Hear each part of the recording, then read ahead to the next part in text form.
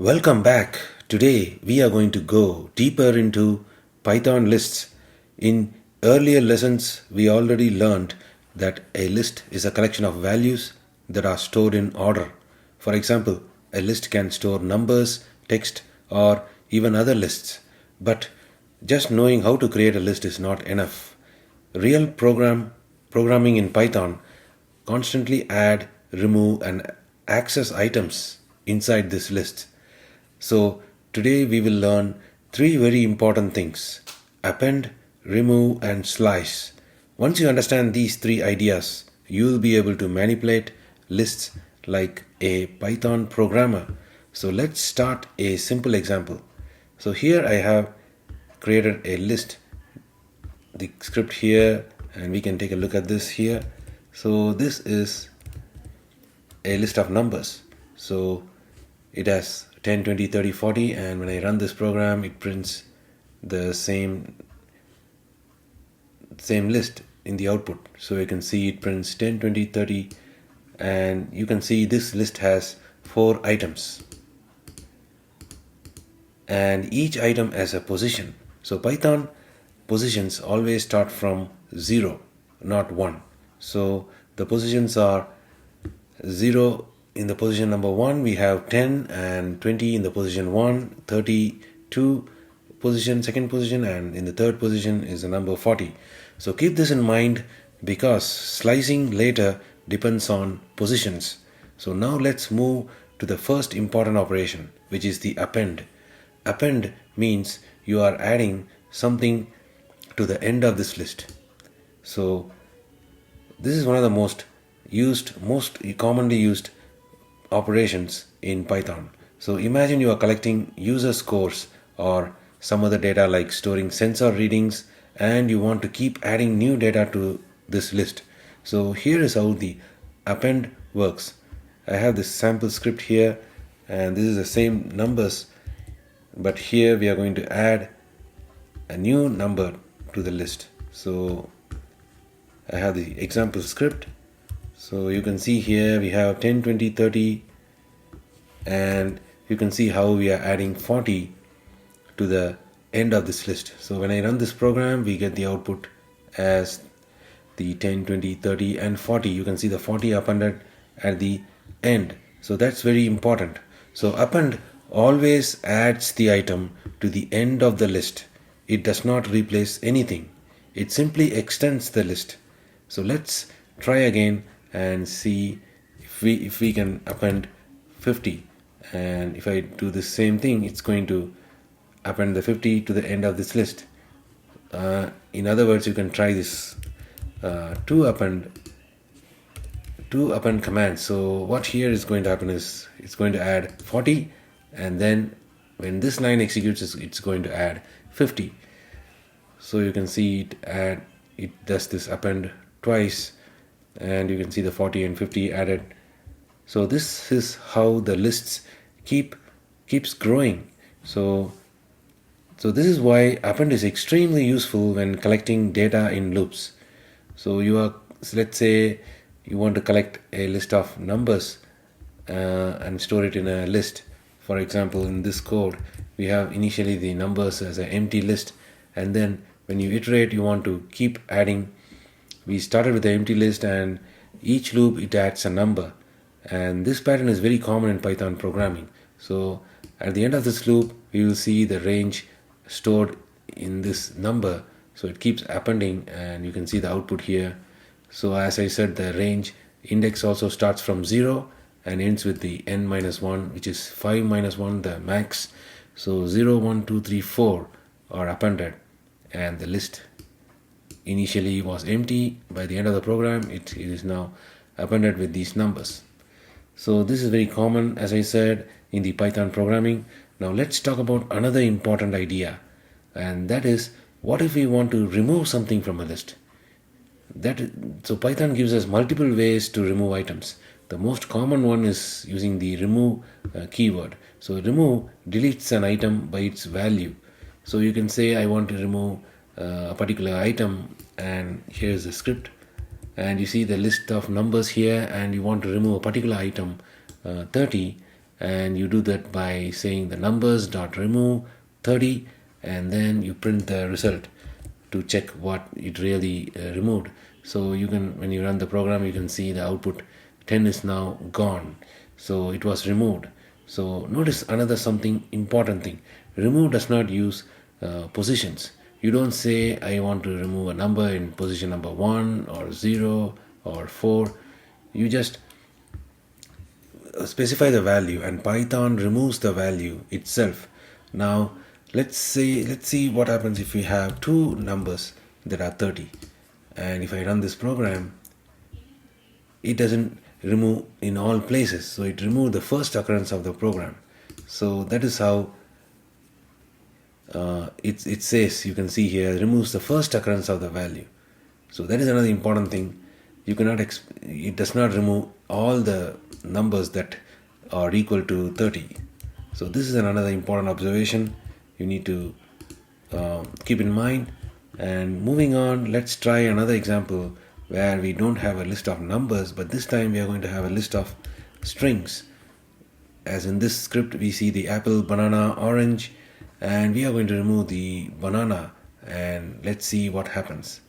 So it's the same thing. The banana matches this value, so it's going to remove this banana.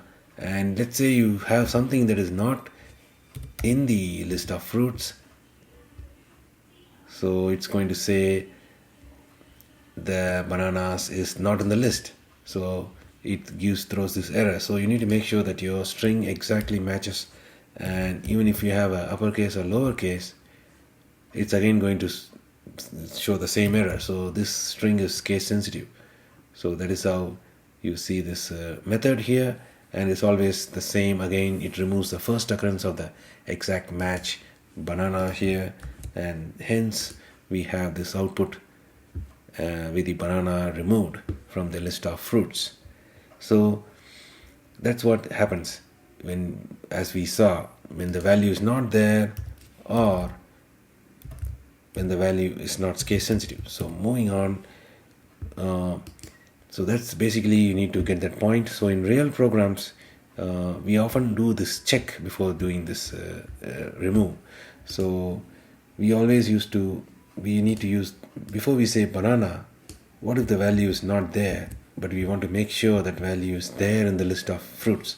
So this is how usually in Python programming we add a check here to first check whether the item is in the list of fruits. Only if it is true, we go ahead and remove the list of items. Otherwise, it might try to remove an item from the list that is not in the original list of fruits. So here bananas is not here.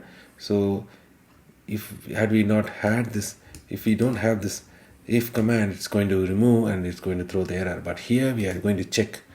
Since bananas is not in the fruit list, it is not removed, and so this line is not executed, so we don't get that odd error.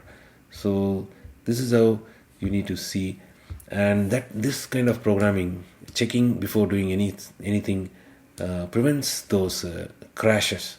So your application won't crash because it didn't find this banana, as in this example. So we always check this usually in programming, and that's a good pattern.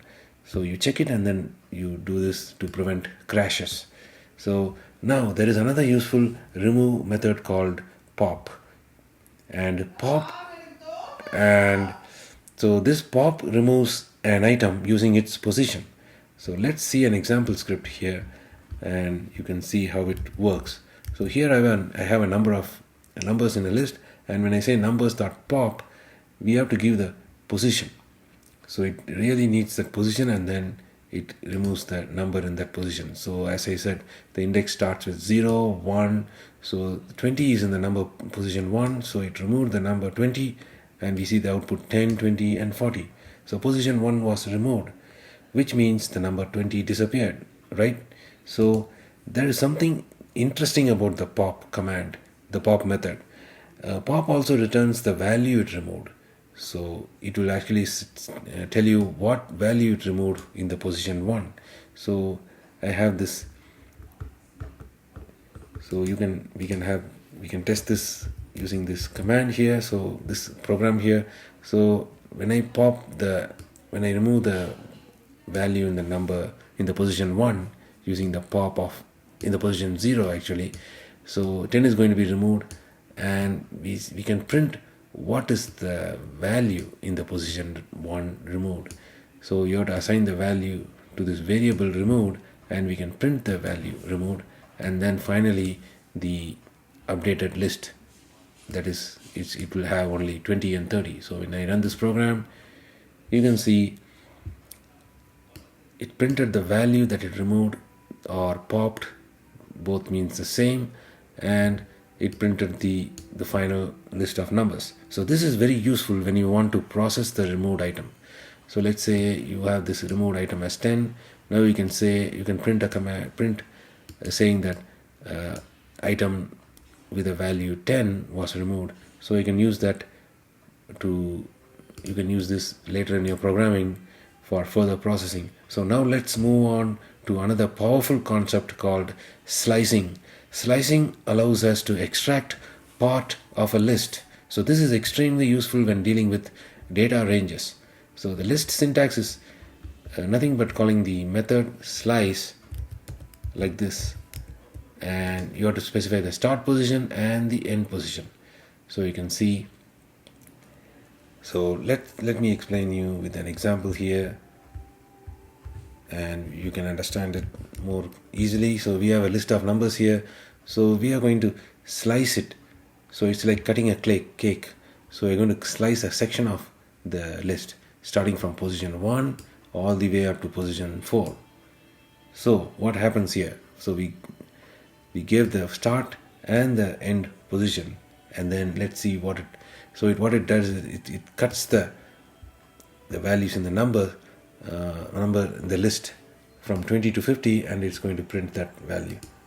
So it's like cutting a cake. That's why it's synonym to the word slice.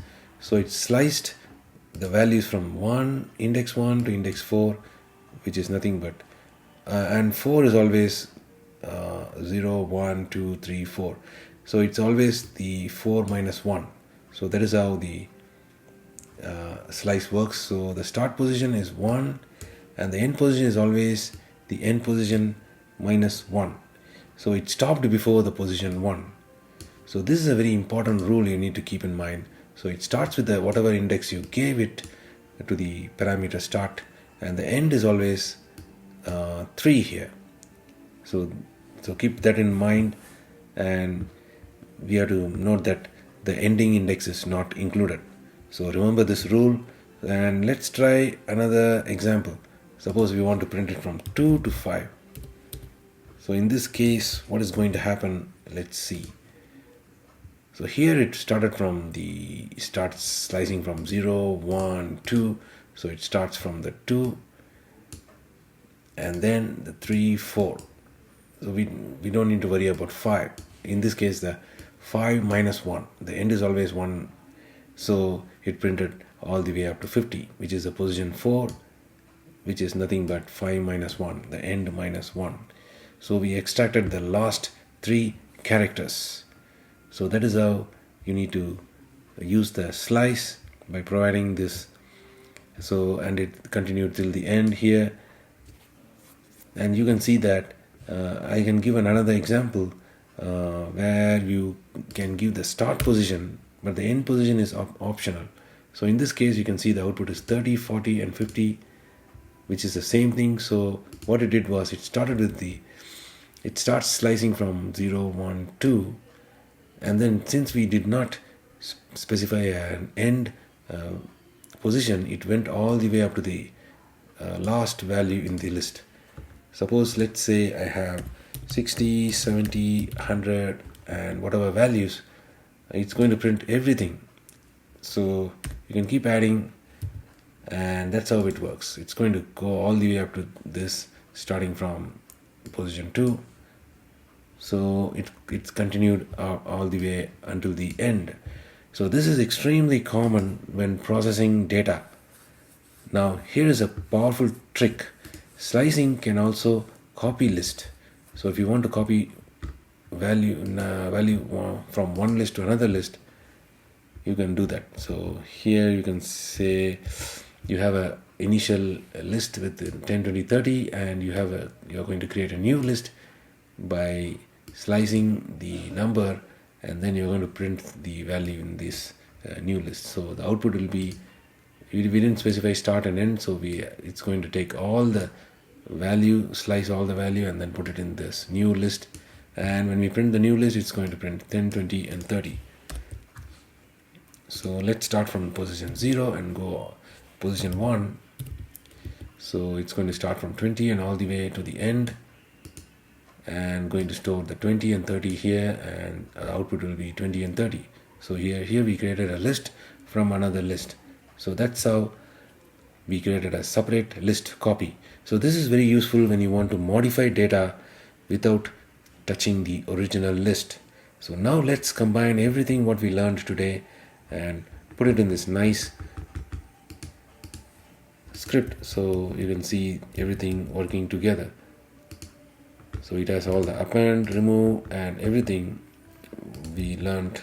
So you can see here we have the scores, and we are going to append the 95 to the end of the list, and we are going to remove the 85, and then we are going to do this slicing, and then we are going to store the sliced data in top scores and then print that. So you can see everything in action here.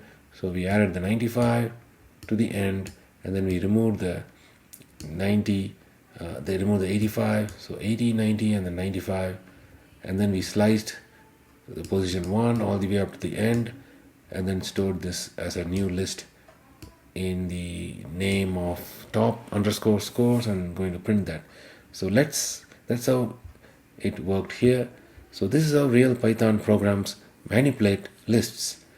And once you understand these operations, working with data becomes much easier. Now, before we finish, let's quickly review what we learned. First, append always adds an item to the end of the list. And second, delete always deletes an item by value. And third, pop deletes an item using its position. And fourth, slicing extracts a part of a list using positions. So these operations are used in almost every Python program. So practice them until you feel natural. Try writing small programs like these so you get used to it. Add items, try removing items, and slice lists in different ways. The more you practice, the faster this will become. You used to this, and it will become second nature. So alright, that's it for today. In the next video, we will explore some more advanced topics in Python. And if you want to follow me, follow the channel so you can get alerts when I push these new videos next time.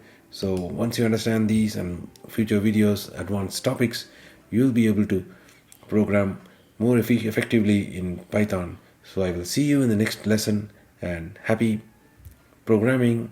Thank you.